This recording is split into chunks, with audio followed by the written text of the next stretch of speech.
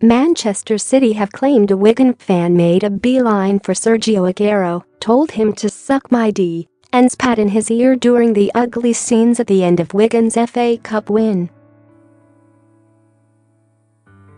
Despite being involved in clashes with fans at full-time last night, Aguero has been cleared by the FA, although they have reminded him of his responsibilities. City's beaten stars returned to training on Tuesday morning as the Football Association launched their investigation into the event which overshadowed the Premier League leaders' 1-0 defeat at the DW Stadium. Striker Aguero, who was involved in an altercation with home fans as they invaded the pitch to celebrate, with one appearing to try to punch him, had a meeting with senior City staff on Tuesday before taking part in a light session with his teammates. City sources believe the stewarding for a game of that magnitude was inadequate, and footage been sent to the Etihad Stadium of the invasion shows supporters given free rein to approach the away end and weren't effectively moved on. Aguero was visibly angered by the incident, telling friends he believed he was spat at, and he was not spotted at City's Etihad campus as players arrived in for a session ahead of the Carabao Cup final against Arsenal on Sunday. Sportsmail understands City will seek answers from Wigan about how an invasion was allowed to happen, putting their players in danger. The Football Association have charged both City and Wigan for failing to control their players after Fabian Delph's sending off just before half-time.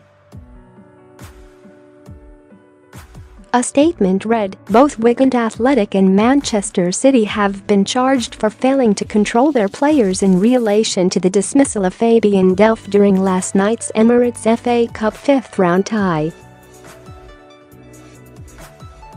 The clubs have until 6 p.m. on Friday, 23 February 2018, to respond. In addition, both clubs have been asked to provide their observations following the crowd trouble at the end of the game and have until Monday, 26 February 2018 to respond. Sportsmail understands no action will be taken against either the coaches or players after the scuffles at halftime following Delph's controversial dismissal. 2 arrests have been made on suspicion of affray following an incident outside the ground. Meanwhile, any of the players who did start the match arrived at the City base on Tuesday, with Fernandinho and Kevin De Bruyne arriving together, while goalkeeper Ederson arrived bright and early too. Bernardo Silva arrived too, as did goalkeeper Claudio Bravo, who had been beaten by Will Grigg's 79th minute strike. Fabian Delph was not to be seen either after his first-half red card, which had sparked a clash between managers Pep Guardiola and Paul Cook in the DW Stadium tunnel. But it was the scenes on the pitch on the full-time whistle that threatened to ruin a memorable evening for the hosts. A statement from Wigan chief executive Jonathan Jackson revealed the club would holding a full investigation into the incident.